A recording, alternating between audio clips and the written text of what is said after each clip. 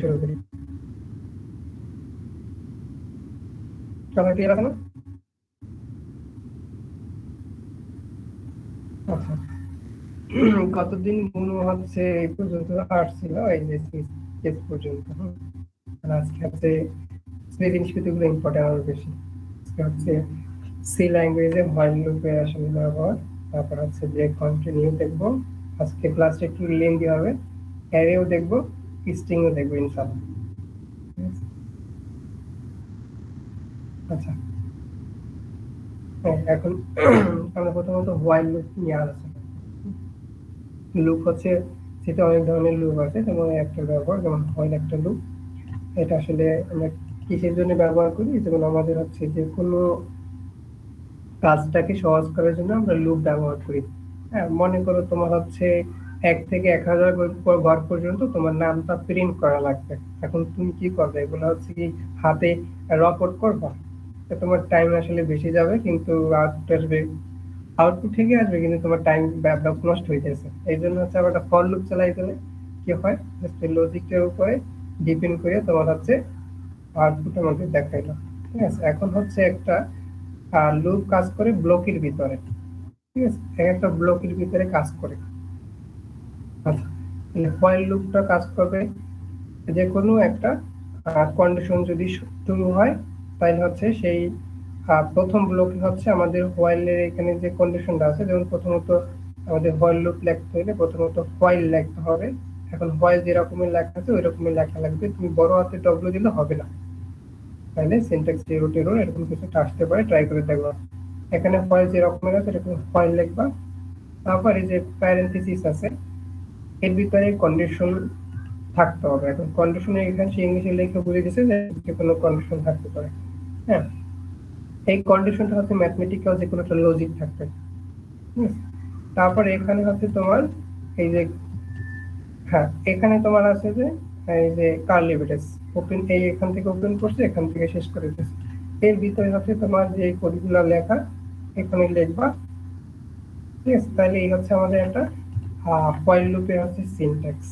ঠিক আছে, তো হোয়াইল লুপটা হচ্ছে এখানে, আর আমরা টুরু যে কন্ডিশনটা হবে সেই টুরুর ক্ষেত্রে আমরা একটা হোয়াইল লুপ চালাইয়ে দেখবো এখানে কিরকমের। আচ্ছা, এখানে আরেকটা আছে। আচ্ছা, এখানে দেখো, এইখানে লেখা আছে যে ইন্টিজার আই ইকুয়াল 0। এখন ইন্টিজার তো আমরা জানি এটা ডেটা টাইপ, ডেটা টাইপ আমি নিয়েছি। তারপরে এখানে আই দেওয়া হয়েছে। এখন আই কেন? প্রশ্ন আসতে পারে যে এখানে তো আই না দিলে হবে না। হ্যাঁ, আই না দিলে হবে, কিন্তু কোডিং এর চিরাচরিত যে নিয়মটা আসছে যে সবাই হচ্ছে ইনিশিয়ালাইজেশনের প্রথম আইটা দিয়ে আসলে বোঝায় যে এখান থেকে ইনিশিয়ালাইজ হয়েছে আর কি। এই জন্য এখানে তুমি আই দেয়, সবাই আই দেয়, তুমি আই দেওয়া। হ্যাঁ, এখন আইটা যে রকমের লেখা আছে ওই রকমের লিখতে হবে, কিন্তু তুমি তোমার মতো লিখলে হবে না। এটা একটা সব জিনিসের একটা প্যাটার্ন আছে। তাহলে আমি 0 দিয়ে ইনিশিয়ালাইজ করলাম। আচ্ছা, এখানে ইনিশিয়ালাইজ করা মানে হচ্ছে এখানে তুমি তোমার কম্পিউটারের মেমোরির ভিতরে একটা জায়গা সেট করলা যে আই নামক হচ্ছে একটা ভেরিয়েবলের ভিতরে আমি 0 রাখলাম। ঠিক আছে, তারপর হচ্ছে আমাদের সেই সিনট্যাক্সটা এখানে বসাই দেবো। এই সিনট্যাক্সটা দেখুন, হোয়াইল থাকবে, ভিতরে কন্ডিশন থাকবে। তাহলে আমি কি করলাম, এখানে হোয়াইল লিখলাম, তারপর কন্ডিশন দিলাম যে আই, তারপর লেস দ্যান 5। মানে কি, এখানে সেই ভেরিয়েবলটা, যে variable I is less than 5, তার মানে কি তোমার আই হচ্ছে 0, আই এর মান এখানে 0 ইনিশিয়ালাইজ করা হয়েছে, আর এখানে লেস দ্যান 5 দেওয়া হয়েছে। তারপর প্রিন্ট হচ্ছে একটা ফাংশন, এর ভিতরে %d মানে কি, সেই ডেসিমাল সংখ্যাটা প্রিন্ট করার জন্য d, এখানে ব্যাকস্ল্যাশ n মানে হচ্ছে সে নতুন লাইন, মানে এক লাইনের পর সে এক লাইন মানে 1 আসার পর 2 আসবে, 2 আসার পর 3, 3 আসার পর 4, এরকমের নিচে নিচে আসলে নতুন লাইনটা প্রিন্ট হবে। আর এখানে আই দেওয়ার পর প্লাস প্লাস মানে হচ্ছে কি, এখানে আই এর মানটা, এই যে 0 এর মানটা এক এক করে বাড়বে সামনের দিকে, মানে ইনক্রিমেন্ট হবে, এর জন্য প্লাস। ঠিক আছে, এখানে আর একটু ট্রাই করে দেখাই এটা কি আসে আমাদের বেলটা দেয়।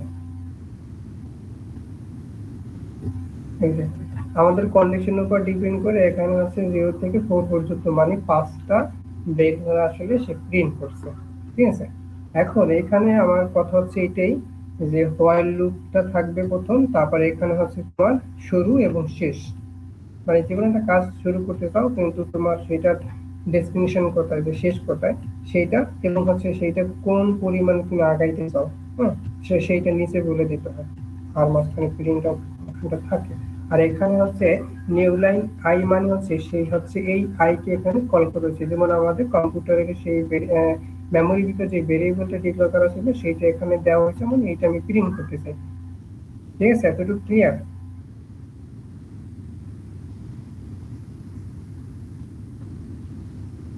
হ্যালো,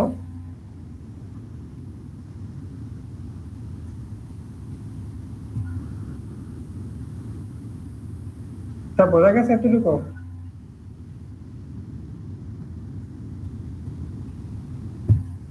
রেসপন্স একজন করলেই হবে, সমস্যা নেই, যে আসলে বুঝতেছি কিনা এখানে। হ্যাঁ, বল বল বল। হ্যাঁ কথা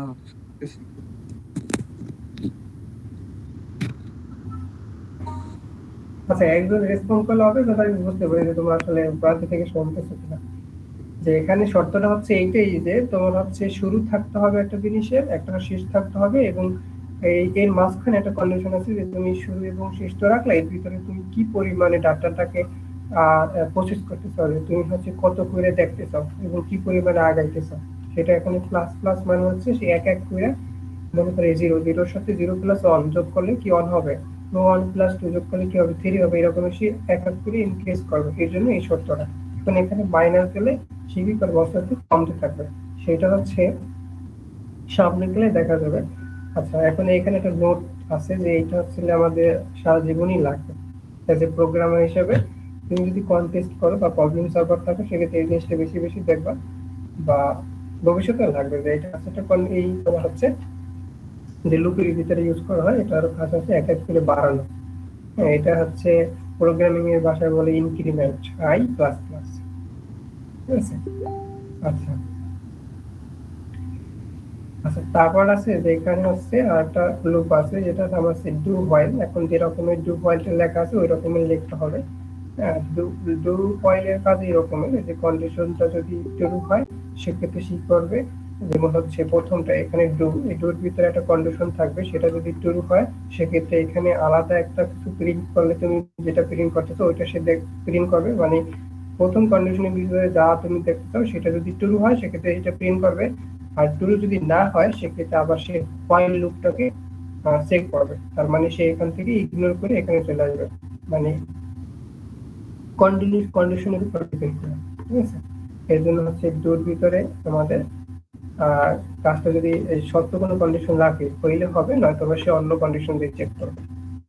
আচ্ছা, এইটা একটা এক্সাম্পল দেখি যে এই যাওয়া ইন্টিজার আই ইকুয়াল 0 দিলাম, এখানে আমার যেহেতু লুপটা হচ্ছে ডু হয়, এই যে হচ্ছে এখানে ডু লেখা হয়েছে, তারপর কার্লি ব্র্যাকেটের ভিতরে আমাদের কি হয়েছে যে প্রিন্ট লিখছি, প্রিন্ট লেখার পর নিউ লাইন এবং আই মানে এখানে সে 0, তারপর 0 1 2 এরকম করে বাড়াইতেছি, এক এক করে বাড়াইতেছি। হ্যাঁ, আচ্ছা, বাড়াইতেছি। এখন এখানে আর একটা কথা হয়েছে, এখানে খালি পার্থক্যটা বুঝতে হবে যে ফয়েল লুপ যখন ছিল সেক্ষেত্রে ডু ফয়েল লুপের কেন দরকার আছে। কারণ দরকার আছে, এক একটা লুপে এক এক ধরনের পেরে আসলে তোমার মেমোরির ভিতরে জায়গা নেয়। ঠিক আছে, যেটা হচ্ছে সবচেয়ে ভালো সেটাই তো আমাদের ইউজ করা লাগবে, মানে যেখানে যেটা দরকার ওইরকম ওইটা ইউজ করো। এখন এখানে দেখো, আচ্ছা এইখানে দেখো হোয়াইল লুপের কাজটা হচ্ছে কি, এখানে কন্ডিশনটা থাকবে, কন্ডিশনটা কিন্তু হোয়াইলে আসবে, ডুতে থাকবে না। হ্যাঁ, ডুতে থাকবে তোমার ট্রু হচ্ছে কন্ডিশনটা। আর সেইটার জন্য এখানে বলা হয়েছে যে ডুর ভিতরে কি করলা, তুমি প্রিন্ট করলা, কি প্রিন্ট করলা, তুমি কত করে প্রিন্ট করতে, আমি অন করে, হ্যাঁ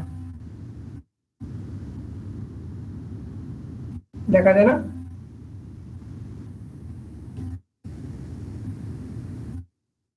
তোমার মনে হয় নেট প্রবলেম, তো এই মনে হয় জানি, আমি আবার দিই।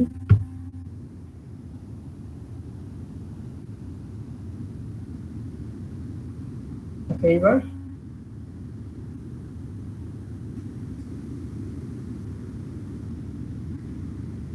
এই তো এখন ঠিক আছে, তুমি মানে পিন করছো দেখো।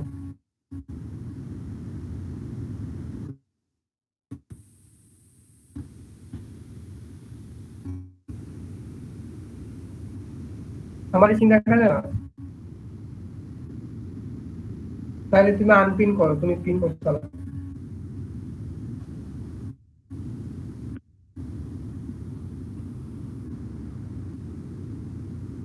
হ্যাঁ, অফ করে দেখি। আচ্ছা, আবার অফ করে দেখি নাকি? এটা রেকর্ড আছে কেডা?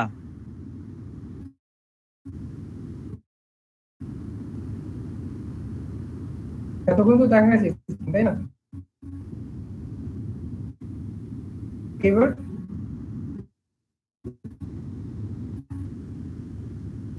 দেখা যায় দেখা এবার দেখা যায়। হ্যাঁ হ্যাঁ আচ্ছা, তাহলে মনে হচ্ছে আচ্ছা আচ্ছা, নেট প্রবলেম। এটা প্রবলেম থাকে না। আচ্ছা, এখানে সিনট্যাক্সটা,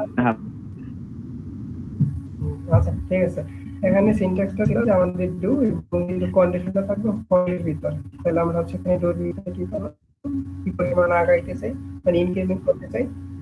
হ্যাঁ,